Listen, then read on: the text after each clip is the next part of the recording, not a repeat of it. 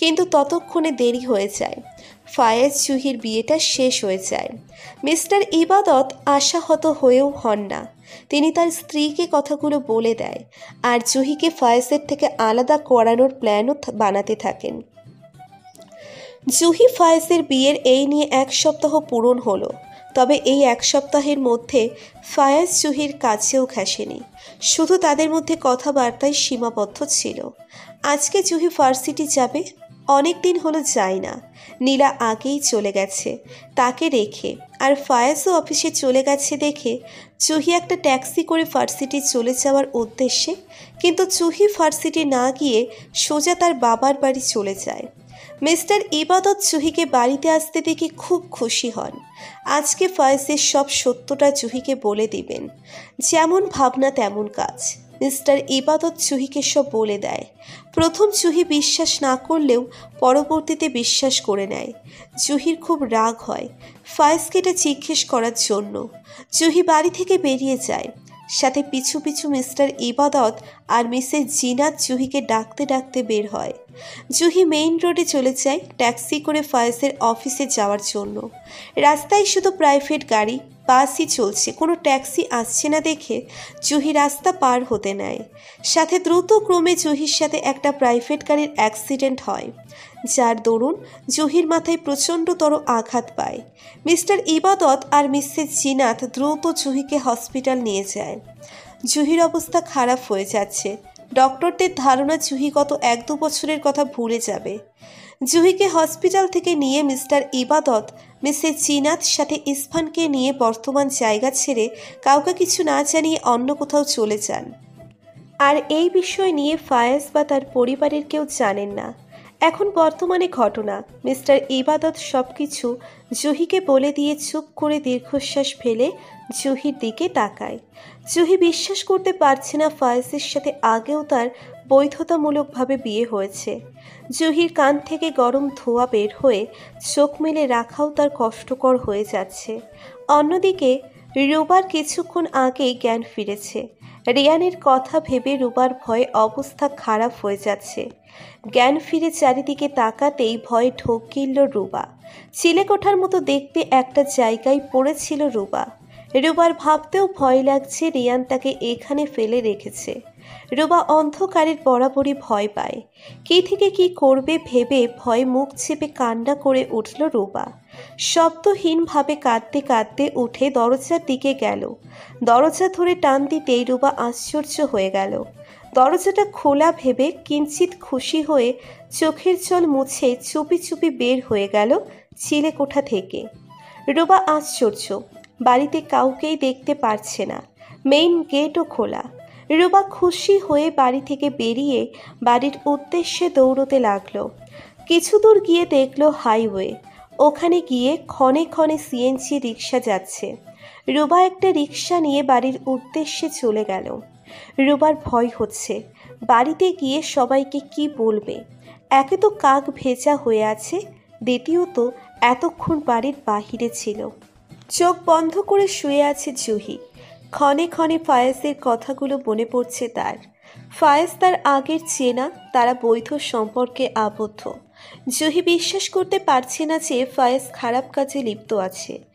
আর যাই হোক, ফায়েজকে সে আগে যতই ভুলে যাক এ কয়েকদিনে ভালোই বুঝেছে। আর যাই হোক, ফায়েজ এইসব খারাপ কাজে লিপ্ত না। জুহি মন দিয়ে ভাবছে কেউ তো আছে যে ফায়েজকে সবার সামনে খারাপ প্রমাণ করতে চায়।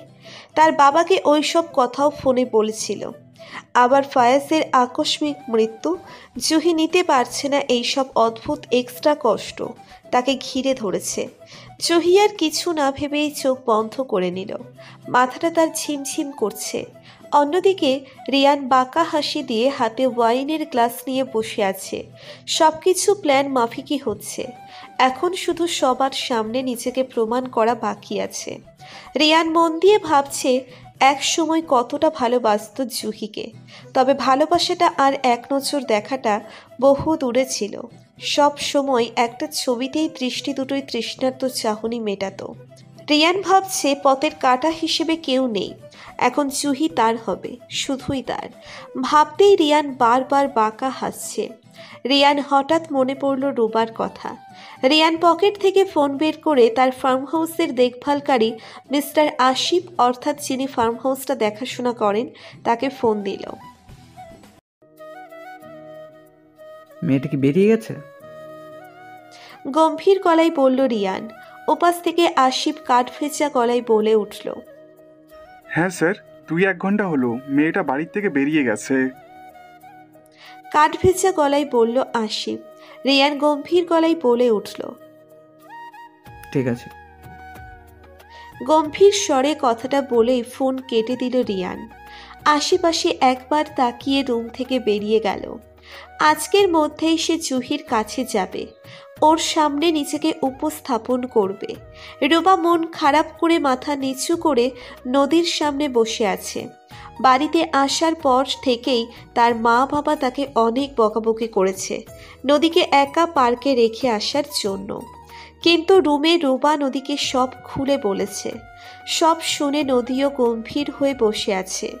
রুবাকে কত বকাঝকা শুনতে হলো আজকে, এটার জন্য নদীরও খারাপ লাগছে। রুবার মুড ভালো করার জন্য নদী বলে উঠল, লেবু চল, কালকে আমরা কোথাও ঘুরতে যাব, আমার না খুব ঘুরতে ইচ্ছে করছে। রুবা মুখ ভার করে মাথা ঝাঁকালো, মানে যাবে সে। রাতে 10টা। হসপিটালের বেডে শুয়ে আছে জুহি। শরীর চলছে না, একদম নিস্তেজ। জুহির অবস্থা তেমন ভালো নেই বলে ডক্টর তাকে এখান থেকে যেতে বলেছে। জুহির সাথে শুধু নীলাই থেকে গেছে। নীলা সবাইকে বাড়ি পাঠিয়ে সবে মাত্র জুহির কেবিনে এসে বসল। কারো উপস্থিতি টের পেয়ে জুহির চোখ খুলে তাকালো, দেখল নীলা টুল পেতে তার পাশেই বসেছে। নীলা নির্লিপ্ত গলায় বলে উঠল, নীলার খুব খিদে পেয়েছে, বিধায় সে চলে গেল ক্যান্টিনে কিছু খেয়ে আসার জন্য। নীলা চলে যাওয়ার সাথে জুহি চোখ বন্ধ করে ভাবতে লাগলো সবকিছু। ফায়েজের কথা বেশি করে তার মনে পড়ছে। হঠাৎ মুখের উপর ঠান্ডা তরল জাতীয় কিছু পড়ার জন্য চোখ মেলে তাকালো জুহি।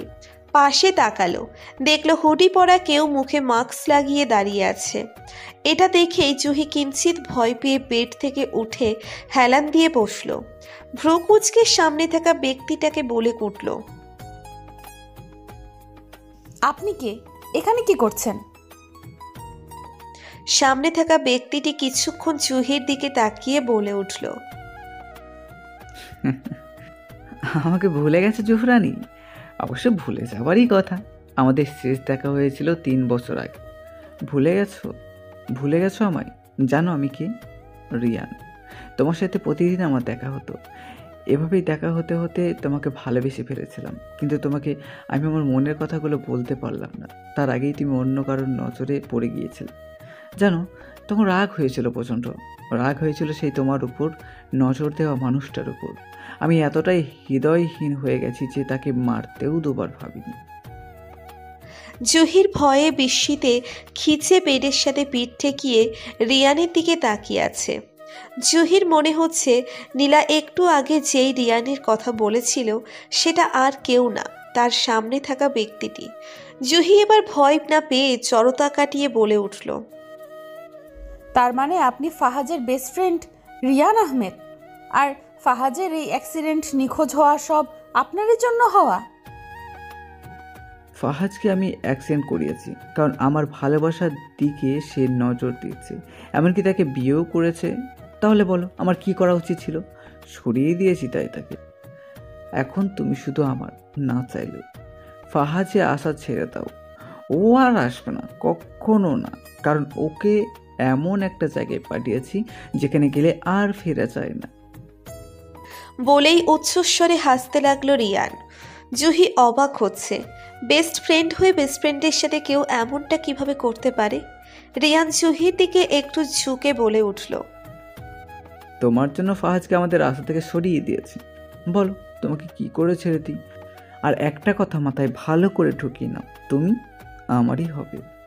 তোমার আর আমার মাঝে যেই আসবে তার জন্য ব্যাপারটা ভালো হবে না, ফাহাজের মধ্যে ব্যবস্থা হবে। বলেই রিয়ান জুহির থেকে সরে হনহনিয়ে চলে গেল। জুহি এখনো থ হয়ে বসে আছে। যে ঘোরের মধ্যে আছি, জুহি বুঝতে পারছে না জুহির লাইফটা কি গোলক ধাঁধার মধ্যে পড়ে গেল নাকি। জুহির ভীষণ খারাপ লাগছে ফয়েজের জন্য। আর যাই হোক, ফয়েজের অ্যাক্সিডেন্টে যে রিয়ানেরই হাত আছে, রিয়ান তাকে ভালো করে বুঝিয়ে দিয়ে গেল। পুরো একদিন কেটে গেছে ফয়েজের লাশ নিখোঁজের। প্রেস, মিডিয়া, সেখানে সবাই ধরে নিয়েছে ফয়েজ জীবিত নেই। এবার তাও আশা ছাড়েনি। তার মন মানছে না যে ফয়েজ মরে গেছে। এবার এখনও নিজেই ফয়েজকে খুঁজতে বেরিয়েছে। সে জানে ফয়েজ এভাবে মারা যেতে পারে না, তার দৃঢ় বিশ্বাস আছে। অন্যদিকে নিশিভোর হয়তো এখন 4টে কিংবা 5টা বাজে। নির্জন একটা জায়গায় বসে আছে ফয়েজ। জায়গাটা শহর থেকে একটু দূরেই হবে। হাতে, মাথায়, পায়ে অনেক জায়গায় ব্যান্ডেজ করা। ফয়েজ ভাবছে পুরো একদিন হয়ে গেল, হয়তো সবাই তাকে খুব খুঁজছে, তার জন্যে কান্নাকাটি করছে। ফয়েজ ভাবছে তার জন্য জুহি কি ফিল করছে। হয়তো খুশি হয়েছে, নয়তো মন ক্ষুণ্ণ হয়েছে। ফয়েজের তার সম্পর্কে ধারণা নেই। ফয়েজ ভীষণভাবে ভাবছে, তখন যদি সে গাড়ির দরজা খুলে কোনো মতে না বের হতো, তাহলে আজ তার অস্তিত্ব খুঁজে পাওয়া যেত না। ফয়েজ ছিটকে গাড়ি থেকে বেরিয়ে গিয়েছিল, কিন্তু গতিটা বেশি হওয়াতে সেতুতে থাকতে পারেনি। হাত পিচ্ছিল হয়ে সেতু গড়িয়ে নদীতে পড়ে গিয়েছিল। কোনো মতে সাঁতার কেটে পাড়ে গিয়েছিল। অ্যাক্সিডেন্টের স্থলে সবার ভিড় থাকাতে কেউ নদীর পার খেয়াল করেনি। প্রথমে গাড়িতে থাকার সাথে ট্রাকের সাথে ধাক্কা লাগায় ফয়েজ।